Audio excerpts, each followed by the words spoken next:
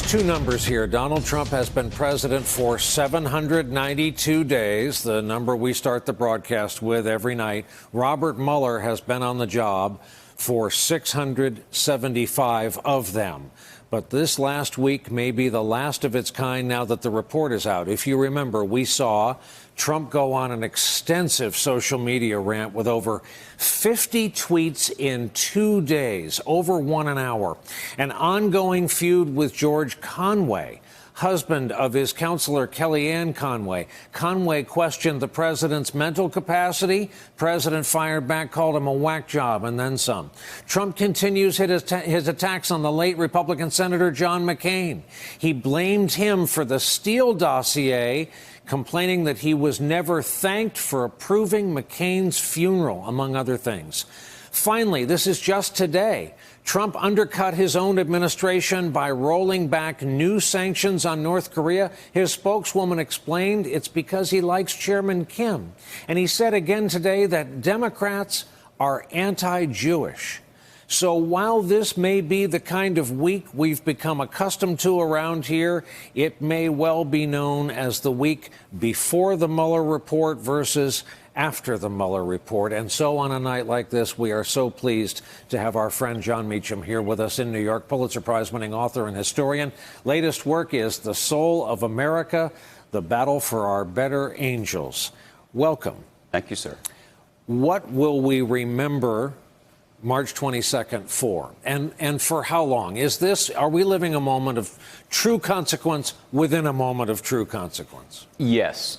To my mind immediately went to July 16th, 1973. Alexander Butterfield reveals that the White House has a taping system.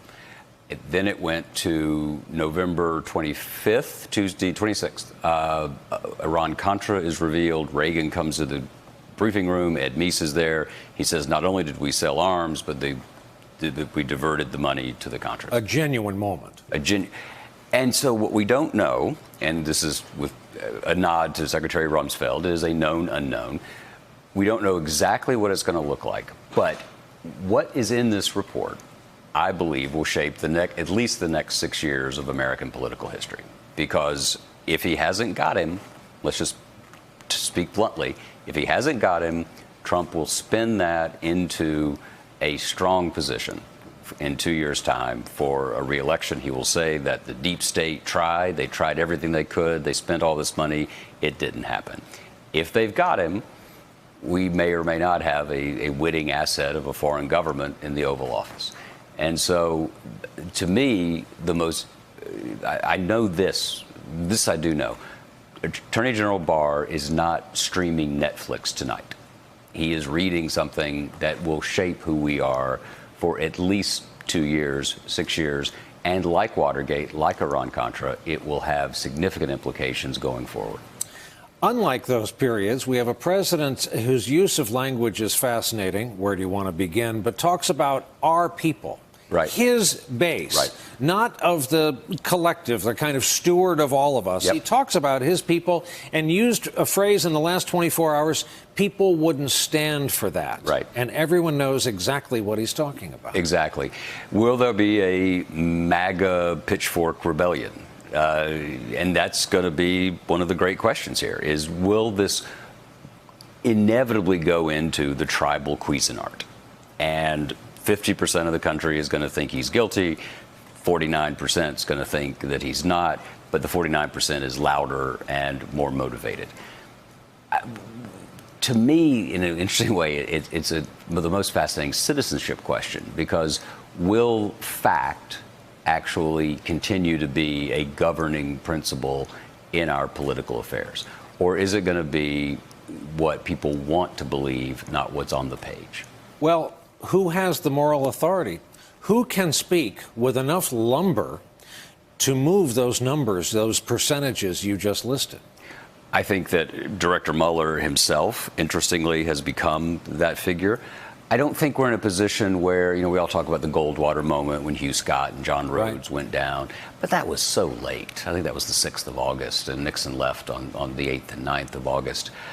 I think it's going to be, Joyce was just saying this, I think it's going to be all of us. I think that it's a stress test for citizenship.